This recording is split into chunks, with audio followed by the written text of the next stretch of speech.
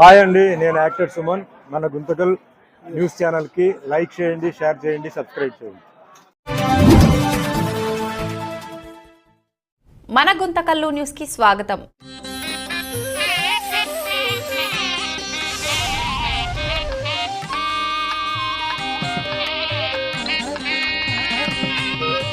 దుష్ట శిక్షణ శిష్ట రక్షణ కోసం శ్రీ మహావిష్ణువు దశావతారాలెత్తాడు.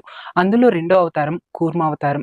కృతయుగంలో దేవ దానవులు అమృతం కోసం క్షీరసాగరం చిలకడం మొదలుపెట్టారు. మందరగిరిని కవ్వంగా వాసుకిని తాడుగా చేసుకుని దేవాసురుడు పాల సముద్రాన్ని చిలుకుతుండగా మందరగిరి సముద్రంలోకి జారిపోతూ సముద్ర మథనానికి ఆటంకం కలిగింది. ఈ ఆటంకం నుండి బయటపడేలా అనుగ్రహించమని దేవతలు మహావిష్ణువును వేడుకున్నారు. అప్పుడు నారాయణుడు కూర్మ రూపం దాల్చి సముద్రంలోకి మందరగిరిని మునిగిపోకుండా చేశాడు. అలా ఉద్భవించినదే కూర్మావతారం.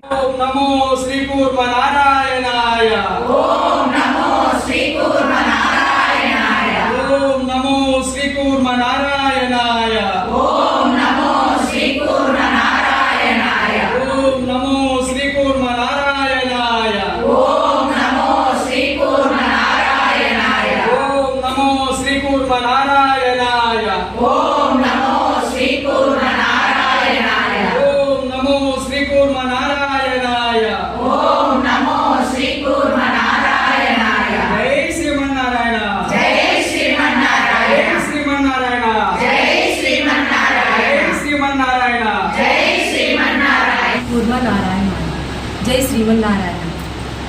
నేను అనంతపురం జిల్లా ఆర్వైస మహిళా మండలి సభ్యురాలు. నేను జయలక్ష్మణ్ ప్రెసిడెంట్ అనమాట. ఇక్కడ శ్రీకూర్మ క్షేత్రం, నల్లగుట్ట శ్రీకూర్మ క్షేత్రం గురించి విన్నాను, కానీ దానికి విశేషాల గురించి పెద్దగా తెలియదు అనమాట.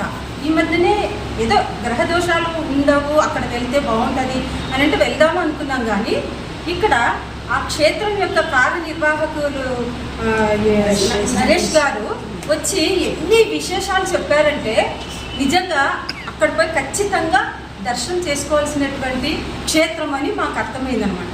అది కూడా మాకు ఇంత దగ్గరలో గుట్టకల్కి గంటన్నర ప్రయాణం దగ్గరలో ఉన్నప్పటికీ కూడా ఈ క్షేత్రంలో ఇన్ని విశేషాలు ఉన్నాయని మాకు తెలియదు.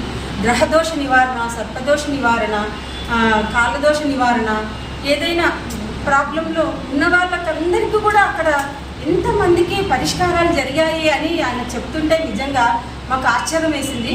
ఖచ్చితంగా ఈ క్షేత్రాన్ని దర్శించవలసిన క్షేత్రం అనమాట. అక్కడ ప్రకృతి సిద్ధంగానే ఎన్ని విశేషాలు ఉన్నాయన్నమాట. ఒక అమృత కలశం కానీ, చుట్టూరా ఉన్నటువంటి సర్ప ఆకారంలో అక్కడ గుట్టలు వెలిసాయని, తర్వాత కూర్మాకారం షేప్లో అక్కడ అది గుట్ట కొండ ఉందనేసి, అక్కడ స్నానం చేస్తే ఎంత అద్భుతం అనేది ఆయన ప్రత్యక్షమైనటువంటి నిదర్శనాలు చెప్తుంటే నిజంగా ఎంత మంచి క్షేత్రము, పవిత్ర క్షేత్రము, అక్కడ వెళ్ళి చూడాలనేటువంటి మేమందరం నిర్ణయించుకున్నాం అన్నమాట. ఇటువంటి దివ్యక్షేత్రాన్ని అందరూ దర్శించుకోవాలని, అందరూ కలిసి వెళ్ళాలని మేము నిశ్చయించుకున్నాం. జై శ్రీమన్నారాయణ. జై శ్రీ కూర్మ నారాయణాయ నమః. జిల్లా ఆరవైస మహిళా మండలి ప్రెసిడెంట్గా ఒకదా జయలక్ష్మి మాట్లాడుతున్నాను. ఏమన్నా ఈ వచ్చే జూన్ 7వ తేదీ కూర్మ జయంతి ఉంది ఆస్పత్రి దగ్గర. ఇది చాలా దివ్యమైన క్షేత్రము. ఈ క్షేత్రంలో చాలా చాలా విశేషాలు అన్నీ ఉన్నాయి. ఆ రోజు కూడా కూర్మ జయంతి రోజు చాలామంది స్వాములు వస్తున్నారు.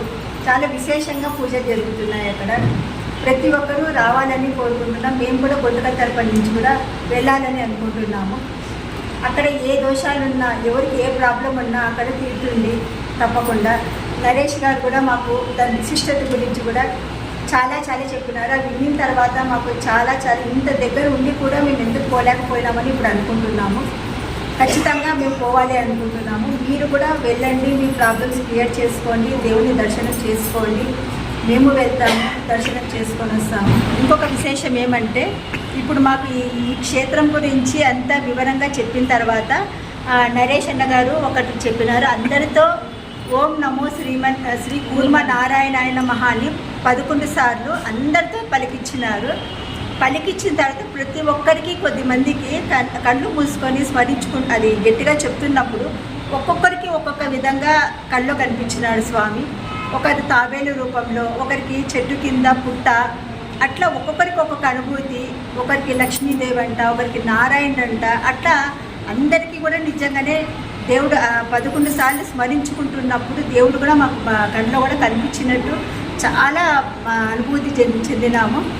అందుకు చాలా ఇప్పుడు స్మరించుకుంటున్నప్పుడు ప్రత్యేకంగా చెప్పాలంటే నాకు కూడా నేను అది చెప్పుతున్నప్పుడు ఓం నమో శ్రీ కూర్మ నారాయణాయ నమః అని 11 సార్లు చెప్పుతున్నప్పుడు కూడా నీళ్ళల్లో పోతున్నట్లు తాబేలు కనిపించింది. అది నేనే సాక్ష్యము. అందుకు ప్రతి ఒక్కరూ ఈ గుడిని దర్శించుకోండి. మీరు అందరూ దర్శించుకుంటే చాలా అందరికీ మంచి జరుగుతుంది. అందరూ వెళ్ళండి, మేము వెళ్తాము. జై వాసవి. జ్యోతి శ్రీమన్నారాయణ. నాకే జపం చెప్పినప్పుడు 11 సార్లు చెప్పన్నారు స్వామిగారు. చెప్పినప్పుడు నాకు కళ్ళు మూసుకుని చెప్పేటప్పుడు నాకు చుట్టూ కొండ చుట్టూ తిరిగినట్లు అనిపించింది. మొత్తము ప్రదక్షిణ చేసినట్లు అనిపించింది. మొత్తం అన్ని స్వామి బాగా కనిపించింది.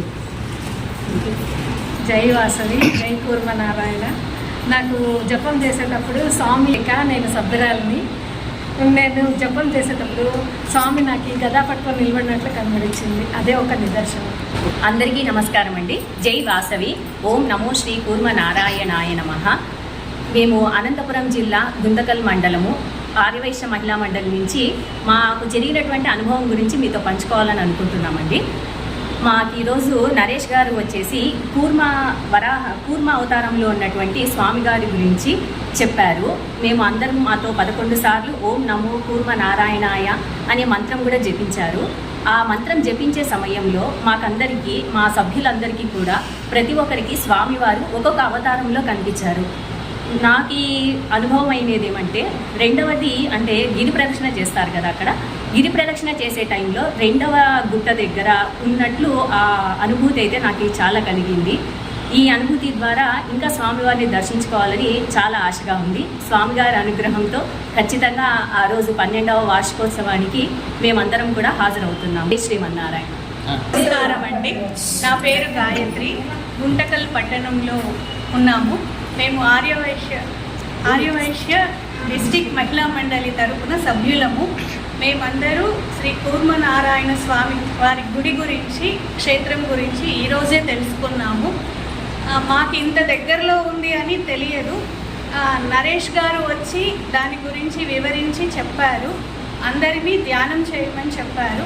ధ్యానంలో ఒక్కొక్కరికి ఒక్కొక్క రకంగా తెలిసింది. నాకు మాత్రము శ్రీ కూర్మనారాయణ క్షేత్రం కొండ టార్టాయిస్ షేప్లో ఉంది, అది కనిపించింది. సో 12వ వార్షికోత్సవానికి అందరూ వెళ్ళి స్వామి కృపకు పాత్రలవ్వాలని కోరుకుంటున్నాను. జై వాసవి. జై శ్రీ కూర్మనారాయణ నమః. మాకు నరేష్ గారు వచ్చి వివరించారు ఈ కూర్మక్షేత్రం గురించి. పోవాలనుకుంటున్నాము.